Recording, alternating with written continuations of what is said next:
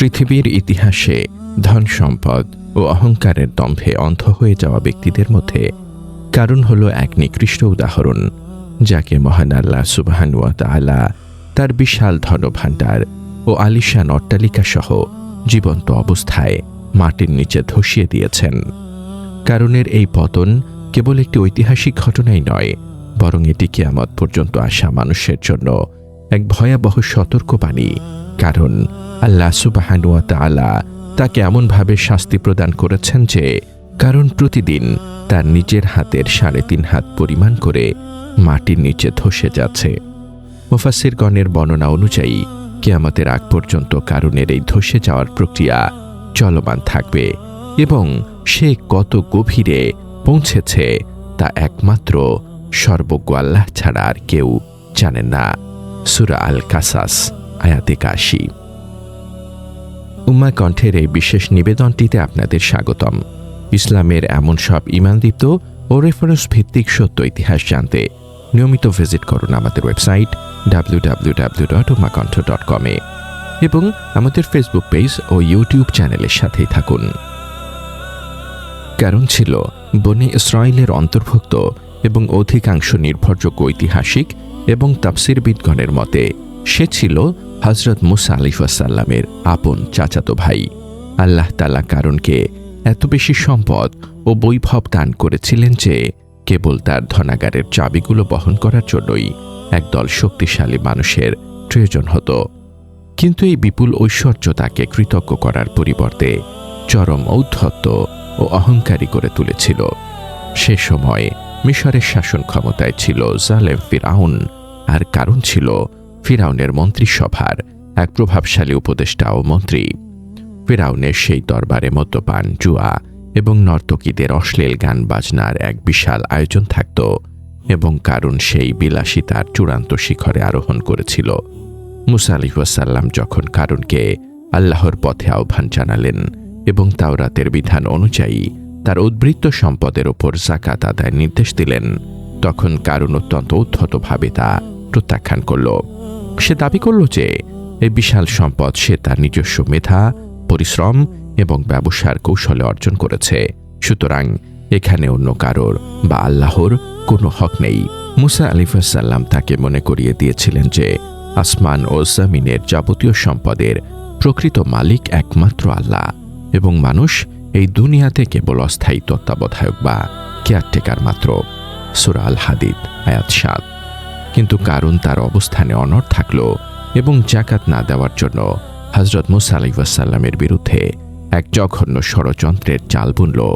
সে সময় মিশরের সবচেয়ে সুন্দরী ও ভ্রষ্টা এক নারীকে কারুন ৫ লক্ষ স্বর্ণমুদ্রার বিনিময়ে ভাড়া করল, যেন সেই নারী এক বিশাল জনসমাবেশে হযরত মূসা আলাইহিসসালামের বিরুদ্ধে ব্যভিচারের মিথ্যা অপবাদ প্রদান করে।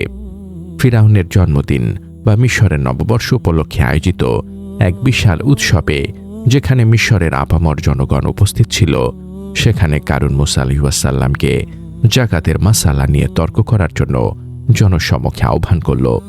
কারুনের পরিকল্পনা ছিল সেই নারী জনসমক্ষে দাঁড়িয়ে মূসা আলাইহিসসালামের বিরুদ্ধে মিথ্যা জেনার অপবাদ দিবে এবং এর মাধ্যমে বনী ইসরাঈলের কাছে নবী মূসা আলাইহিসসালামকে অপমানিত করা হবে। কারণ যখন সেই নারীকে দাঁড়িয়ে তার বয়ান পেশ করতে বলল, তখন এক অলৌকিক কুদরত প্রকাশ পেল। মূসা আলাইহিসসালামের নুরানি চেহারা ও সত্যের তেজ দেখে সেই নারীর হৃদয়ে আল্লাহর ভয় জাগ্রত হল এবং সে সবার সামনে সত্য ফাঁস করে দিল যে কারণ তাকে বিপুল অর্থের বিনিময়ে নবীর বিরুদ্ধে মিথ্যা বলতে বাধ্য করেছিল। এই চরম ধৃষ্টতা ও নবীর পবিত্র চরিত্রে কলঙ্ক লেপনের ষড়যন্ত্রের ফলে মূসা আলাইহিসসালাম অত্যন্ত ব্যথিত ও ক্রোধান্বিত হলেন।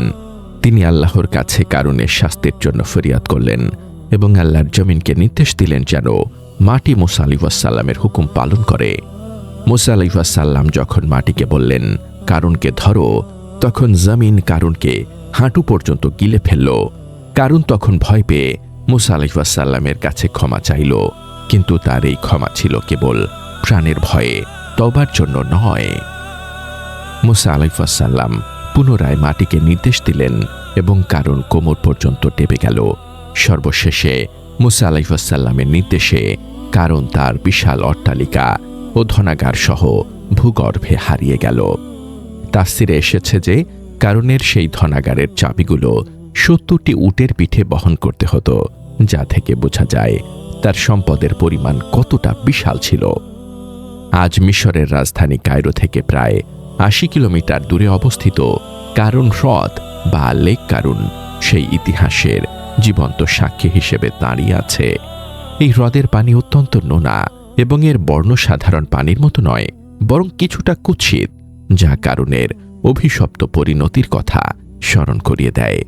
পর্যটকগণ আজও সেখানে গিয়ে সেই ধ্বংসলীলার চিহ্ন দেখতে পান।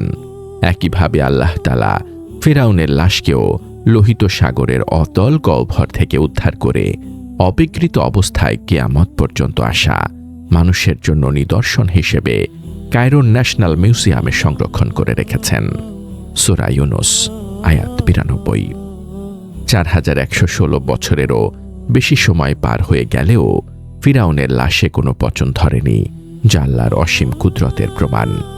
কারণ ফিরআউন, নমরুদ এবং আবু জাহেলের মতো অবাধ্য ব্যক্তিদের ইতিহাস আমাদের শেখায় যে সত্যকে চ্যালেঞ্জ করে এবং আল্লাহর আইনের বিরোধিতা করে কোনো ফিরআউনই এই জামিনে স্থায়ী হতে পারেনি। কারণ মনে করেছিল তার সম্পদ তাকে অমর করবে, কিন্তু সেই সম্পদই তার কবর হিসেবে মাটিকে নির্দেশিত করল। কিয়ামতের দিন কারণকে যখন ওঠানো হবে, তখন সে মাটির ভেতর দিয়েই ধসে যাওয়া অবস্থায় বিচার দিবসে উপস্থিত হবে। সম্পদের মোহ ও পরকালীন চিন্তাহীনতা মানুষকে পশুত্বের স্তরে নামিয়ে দেয়। যাকাত ও সাদাকা কেবল সম্পদকে পবিত্রই করে না, বরং এটি মানুষকে কারণের মতো মানসিকতা থেকে রক্ষা করে। আজকের যুগেও যারা অবৈধ পথে সম্পদ অর্জন করে এবং যাকাত দিতে কার্পণ্য করে, তাদের জন্য কারণের এই ঘটনা এক চরম শিক্ষা। আল্লাহ সুবহানাহু ওয়া তাআলা আমাদের সম্পদের প্রকৃত মালিক হিসেবে তাকে স্বীকার করার এবং সম্পদের সঠিক ব্যবহার করার তৌফিক দান করুন। কারণের মতো ধ্বংসপ্রাপ্ত হওয়ার হাত থেকে বাঁচতে হলে আমাদের নবীজির সুন্নাহ ও সাহাবায়ে কেরামদের ত্যাগের ইতিহাস অনুসরণ করতে হবে। আমরা আজ যে সম্পদ ভোগ করছি তা আল্লাহর পক্ষ থেকে একটি পরীক্ষা মাত্র। সূরা আল আনফাল আয়াত ২৮। এই সম্পদের সঠিক হিসাব না দিতে পারলে কারণের মতো করুণ পরিণতি আমাদেরও হতে পারে।